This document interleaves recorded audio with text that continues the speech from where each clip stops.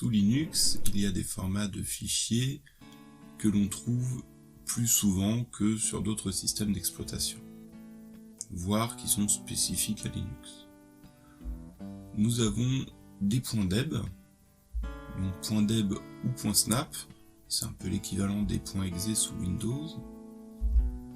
On va double-cliquer dessus, un logiciel d'installation permet tout simplement de cliquer sur installer et d'installer le programme ou un paquet divers. En faisant un clic droit, nous voyons que par défaut, cela est ouvert avec installation de l'application. Les .jar, eux, s'ouvrent, donc là je m'arrête dessus, on voit qu'il s'agit de type archive Java. Donc ça va s'ouvrir avec OpenJDK Java.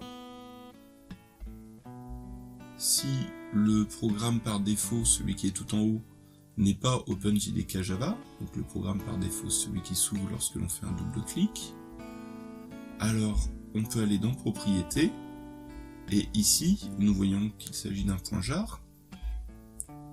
Il est possible de lui dire d'ouvrir systématiquement tous les .jar avec tel ou tel type de logiciel. Nous avons le type de fichier ici, tar.gz. En nous arrêtant, nous voyons qu'il s'agit d'une archive compressée.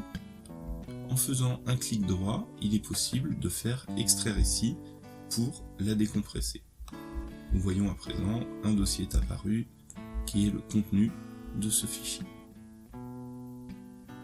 Enfin, il y a les .sh. Les .sh, ce sont, donc si je m'arrête dessus, des script shell. Les script shell se lancent en terminal.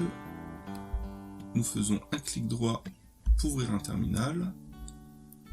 Nous voyons que le terminal est ouvert sur le bureau et nous pouvons taper sh espace install. Donc j'ai utilisé la touche tabulation qui est autocomplète. S'il n'y a qu'un seul choix, il me complète le mot et je suis sûr de ne pas écrire de bêtises. Donc install.sh. Et alors je peux appuyer sur entrée pour lancer le programme.